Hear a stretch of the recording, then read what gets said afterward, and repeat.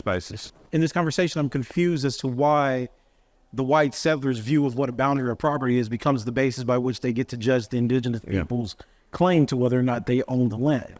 And this is the interpretive problem I think happens in philosophy, where we say, okay, we don't think they're universal rights, that these notions of rights are contingent and culturally situated, historically situated, but then the dominant rights that we have are recognized today in our time becomes the way that we evaluate these other principles.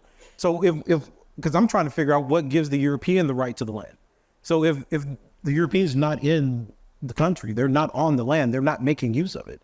And if there are people there that are making use of it, be it nomadic or settler, what then gives them the right to use force to claim the land unless it's unjust? Their initial property claim, if we're going with Lockean social contract theory, the initial Lockean claim of making use of the land through labor does not apply to the European because they're the settler. They have not made use of the land. So it's this kind of anachronism that creates the problem where we've situated the positionality of the Eurocentric legal system and the history that Europe's used to colonize and conduct imperial spheres of warfare and genocide as the basis for us measuring whether or not indigenous people actually had an ownership claim. The reality of the situation is actually pretty simple, right? If the values are the principles that we're utilizing to say ownership exists within the European context, and we say, well, look, indigenous people had a different value system where they understood relationally and historically that they were making use of the land and that they understood themselves to be reflected in that land.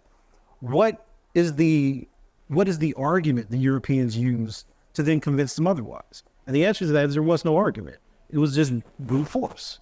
You killed 95% of a population to claim that, hey, now we're the majority, we set up these laws, and then we'll distribute or rectify what we think indigenous people who suffer these atrocities deserve based on the laws we set up after we killed them.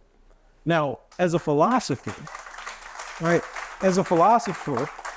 I'm motivated to think, what kind of ethics is that? And that doesn't come from the polemical side. It comes from a serious endeavor. If we say, as social contract theorists did, that we can look into the world and we can observe how we make agreements and arrangements and how we want to decide security and liberty and freedom, then what kind of world is reflected empirically in a contract that is started by genocide and elimination?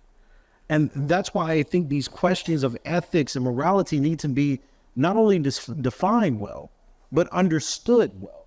It doesn't make sense to me to say that we want to pursue, say, the greatest good for the greatest number of people. Right? I'm just picking utilitarianism as an idea. When you've already eliminated all the other groups of people that could be the majority. So let's say indigenous people outnumber Europeans. I killed off 95% of them. Now I'm the greatest number of people, so I can make ethical deliberations.